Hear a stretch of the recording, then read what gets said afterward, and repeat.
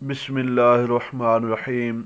अज़ीज़ दोस्तों, माह मुबारक की आमद का गलोला अहले ईमान की ज़ुबानों पर है।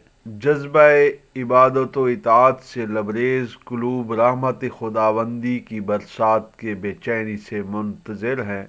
मुसलमान बच्चे रमज़ान के मुबारक चाँद के तुलू का इंतज़ार कर रहे हैं, तो मुस्लिम घरानों की औरतें अभी से सहर व अफ्तार के लिए तैयारियां कर रही हैं।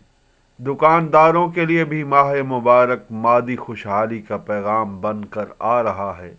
हुफाज कराम अगर कुरान करीम की गर्दान में मशगूल हैं, तो कुरान सुनने का शौक रखने वाले लोग हाफिज़ों की तलाश में सरगर्दा नज़र आ रहे हैं, और बहुत से मालदार नेमत खुदावंदी के कदरदां अपनी ज़कात के हिसाब व किताब में मशगूल हैं, ताकि माह मुबारक शुरू होते ही अपने फरीज़ा से सुबकदोश हों और 70 गुना सवाब हासिल करें। अलगर्ज हर सतह पर माह मुबारक के इस्तिकबाल का शऊर मुआशरा में वक्त की रफ्तार के साथ साथ बढ़ता जा रहा है।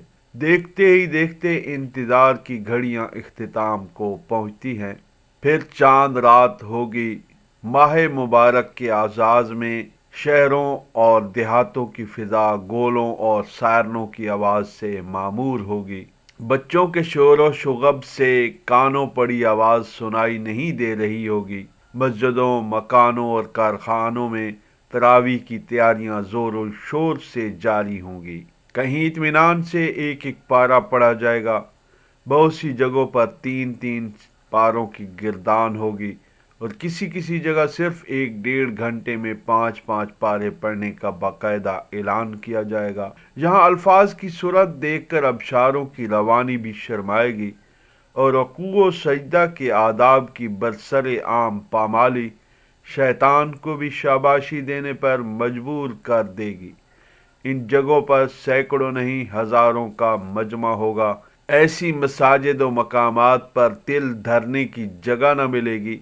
हत्ता के लाउड स्पीकर भी अपने सामईन तक आवाज़ पहुंचाने में नाकाम नजर आएंगे। इस अजीम मजमा का मकसद इबादत कम, तमाशा और नाम व नमूद ज़्यादा होगा, और हर एक ये चाहेगा कि जल्द अज जल्द तरावी की बेगार टाल कर चाय और खाने के होटलों की राह ले, और म्यूज़िक के साथ बजने वाली नज़मों और कवालियों के दरमियान खुश गपियाँ करते हुए रात गुजार दे। किसी को इस तेज गाम तरावी को देखकर ये एहसास तक न होगा कि उसने अपने सबसे बड़े मोहसिन कुरान करीम की तौहीन में कहाँ तक हिस्सा लिया है, और किताबुल्लाह के दिल को किस कदर ठेस पहुंचाई है। दूसरों को छोड़िए, खुद हाफिज भी अपनी तेजी पर फख्र करता दिखाई देगा, और इसके दिल पर कतन ये बात न गुजरेगी कि उसने अल्फाज कुरानी का गला घूंट कर कितनी बड़ी ज्यादती की है, और कुरान को अपने से नाराज करके कितनी बड़ी महरूमी मूल ली है।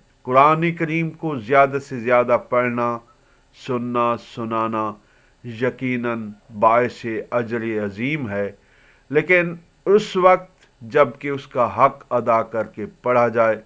हज़रत अब्दुल्ला इब्न मसूद रज़ी अल्लाह तआला अन्हु नसीहत फरमाते हैं, इस कुरान करीम को शेर की तरह जल्दी जल्दी न पढ़ो, और सूखी हुई खजूरों की तरह इसे मत गिराओ, बल्कि इसके अजायब पर तवक्कुफ करो और इससे दिलों को झंझोड़ो।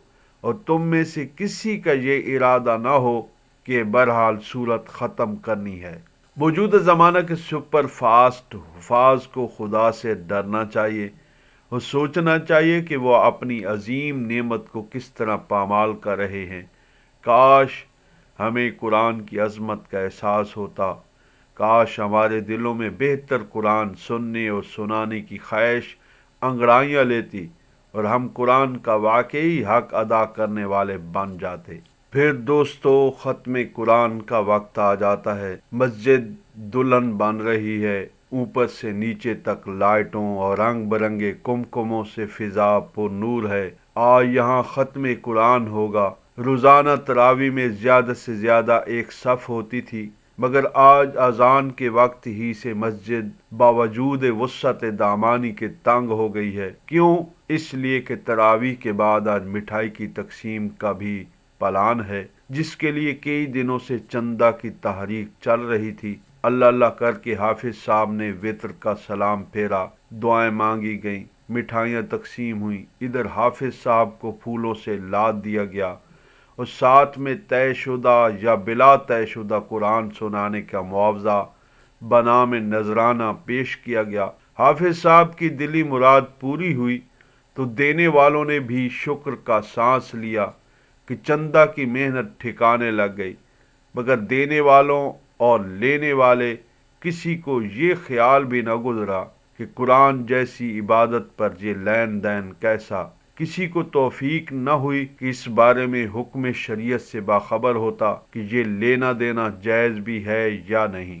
چند ٹکوں کے لیے قرآن کی استغفر اللہ اس خرید و فروخت نعوذ باللہ نے آج حفاظ کرام کی حیثیت عرفی مجروح کر کے رکھ دی ہے۔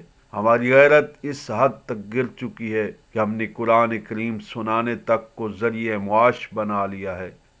قسم بخدا راج مزدوری کر کے حلال روزی کمانا قرآن کریم کو کمائی کا وسیلہ بنانے کے مقابلے میں لاکھ درجہ بہتر ہے۔ رسول اکرم صلی اللہ علیہ وآلہ وسلم نے ارشاد فرمایا ہے کہ جو شخص قرآن کریم کو اس لیے پڑھے تاکہ اس کے ذریعے سے لوگوں سے روزی اور کھانے پینے کی چیزیں حاصل کرے تو وہ قیامت کے دن اس حال میں اٹھایا جائے گا کہ اس کے چہرہ پر صرف ہڈی ہی ہڈی ہوگی، گوشت موجود نہ ہوگا۔ تو ذرا غور فرمائیں، اللہ تعالیٰ کی نظر میں یہ کتنا بھیانک جرم ہے جس میں ہم مبتلا ہیں، اور اس رواج کو ختم کرنے کے لیے ہم اپنی شرعی ذمہ داری کہاں تک نبھا رہے ہیں۔ اس لیے آئیے عہد کریں کہ رمضان کی جو نعمت ہمیں نصیب ہونے والی ہے ہم اس کی پوری طرح قدر کریں گے اور ان تمام خرابیوں سے خود بچیں گے، دوسروں کو بھی بچائیں گے جو آج رمضان کے پر نور زمانے میں رائج ہو گئی ہیں۔ اے اللہ رب العزت ہماری حالت بدل دے اور اپنی ذات پر سچا یقین پیدا فرما کر ہمیں اپنے عبادت گزار اور آخرت کی فکر کرنے والے بندوں میں شامل فرما دے، آمین۔ ایک نئی ویڈیو کے ساتھ پھر آپ کی خدمت میں حاضر ہوں گے، تب تک کے لیے ہمیں اجازت، اللہ حافظ۔